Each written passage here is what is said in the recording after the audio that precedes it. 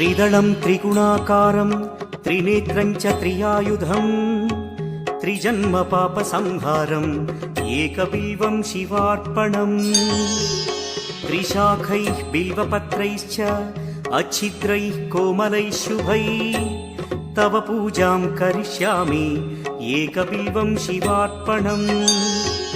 कोटिकन्या महादानं तिलपर्वतकोटयः काञ्चनं शैलदानेन एकबिल्वं शिवार्पणम् काशीक्षेत्रनिवासं च कालभैरवदर्शनौ प्रयागे माधवं दृष्ट्वा एकबिल्वं शिवार्पणम् इन्दुवारे व्रतं स्थित्वा निराहारो महेश्वर नक्तं हौष्यामि देवेश एकबिल्वं शिवार्पणम् रामलिङ्गप्रतिष्ठा च